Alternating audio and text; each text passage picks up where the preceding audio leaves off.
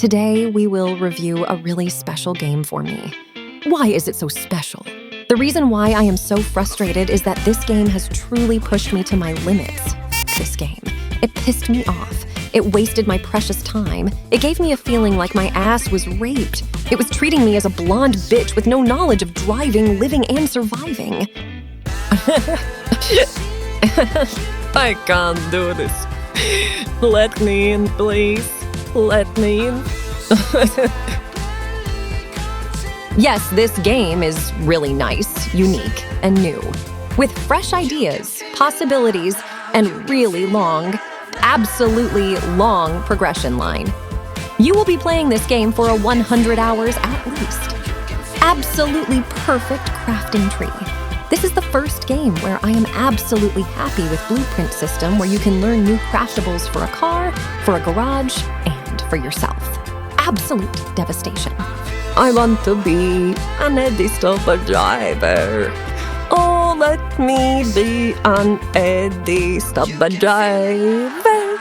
Because the Eddie Stopper rules the motorways. Pacific Drive is essentially a survival game with roguelike elements. You'll craft upgrades for your car, outfit for yourself, and you will upgrade also your garage.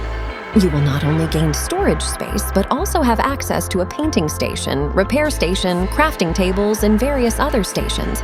These additions will greatly assist you in upgrading your car, whether it be in a cosmetic or technical manner. And if you really are frustrated what to learn at first, then I will give a few hints.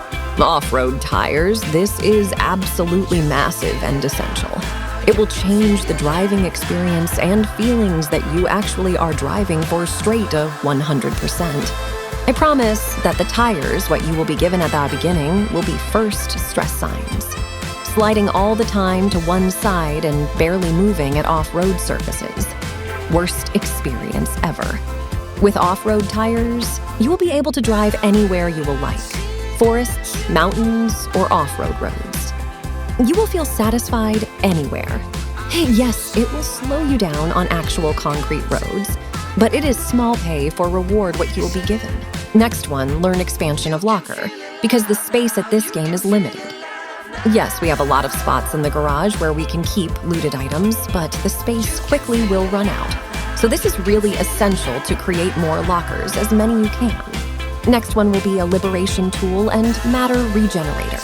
Regenerator will look like a sound bar for some reason, but in there you will be able to recover health for your car parts. And the Liberator tool will actually dismantle car parts from actual cars in the wild. Normally, you can only break parts to materials, so with this tool, you can get some pretty reinforced car parts. Only problem is it costs a lot, and to craft the Liberation tool, you will need to collect a very rare material, what will be hard to get. But at the early stage of the game, you can get them from puppets, blow them up, and enjoy your life. And our last upgrade will be an outfit station. There, you will be able to craft clothes what will improve your protection against various anomaly effects, and also craft bigger backpack. Really helpful. These were the first and best blueprints, what is really useful to get early, but to unlock them, you will need to collect stable anchors. Each blueprint costs some amount of stable anchors, or unstable ones, or corrupted ones. Stable anchors will be marked on the map with yellow circles. So try to get them as many you can at the beginning to unlock most of the blueprints.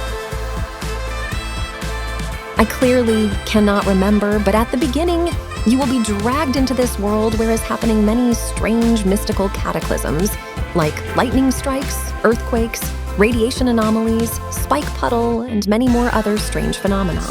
After a few minutes of your gameplay, you will find a car where all your stories will begin. There is no actual story with some kind of cutscenes and interesting moments, but just jump in a car and do your task. There will be some talking characters in Car's radio, but I didn't feel like I am happy with this game feature. But it is like game sets itself, and most of the time in a car you will spend with talking grannies and grandpas. Later, they briefly explain to us that in some distant year of the past centuries, the government carried out various experiments on the territory Pacific coast, and as you know, all dubious experiences sooner or later destined to lead to disaster that actually happened this time too. wanting to clear up the consequences of the mess the government decides to build around a high wall. After, many years later, will appear our main character, the nameless, silent driver. To cover this all terrible beginning, we have given nice music in a car and in the garage. What I really liked is that you can drive anywhere you like from one location to another location. Explore, loot, and escape. But to progress to another zones, you have to go true storyline, and it is absolutely normal. Zones itself are massive, so exploration part is leaving only positive emotions. In a way, you will find some abandoned houses, broken down cars, radio stations, or petrol stations. The worst thing about this exploration feature was my f***ing car.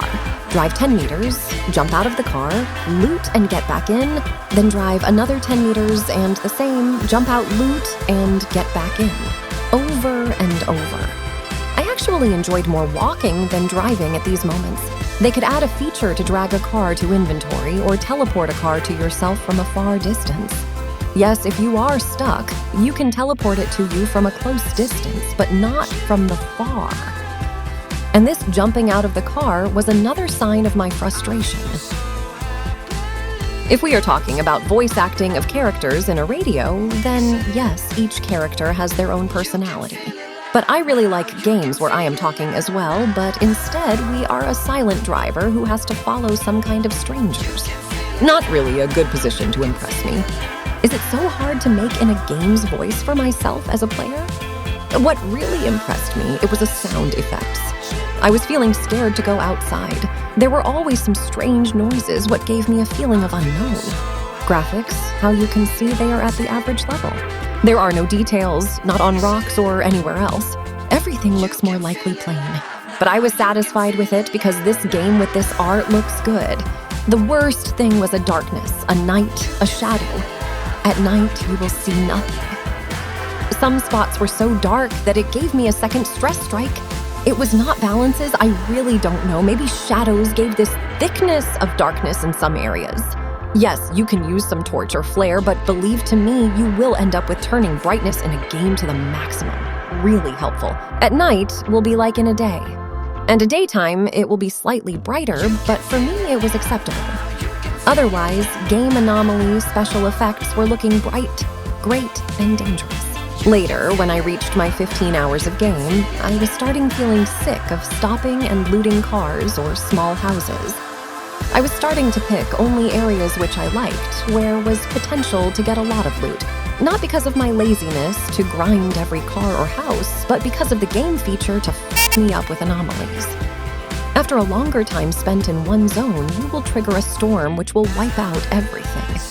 I don't mind finding in a way of my journey randomly spawned anomalies, but not a f***ing endless count of them, especially when they actually are targeting you. So in the end, this game turned in some kind of mistake. Quickly loot and get out of the zone. If not, then you are fucked. This was a next depression syndrome.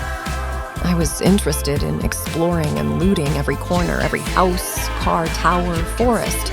But unfortunately, game treats you as shit. If you really want to escape a lot of deaths and focus only on car repairs and reduce the difficulty of the game, then you can do it.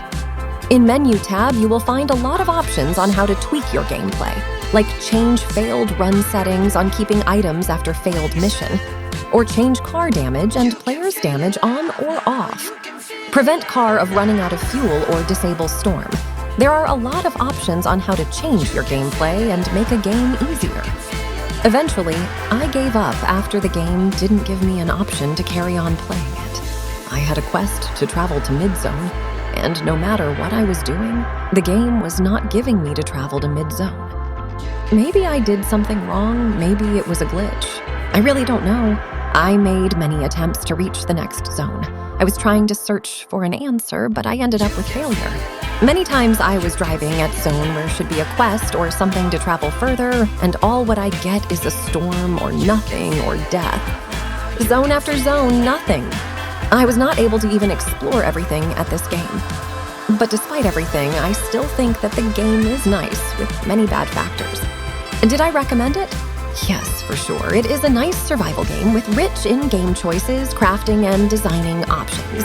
I think I gave enough aspects to clear your mind to understand if you need this game. Do you like exploration? Do you like grinding? Do you like crafting? Maybe long hours of driving? Then yes, this game is for you. Today's giveaway is a game called Black Sad. Black Sad, Under the Skin is a 2019 adventure game developed by Pendulo Studios and published by Microids. The game is an adaptation of the Spanish comic series Black Sad by Juan Diaz Canales and Juanjo Guarnido. It follows John Blacksad as he investigates the suspicious death of a boxing club owner. Giveaway question is how called a tool in a video which can dismantle car parts from the cars in a wild.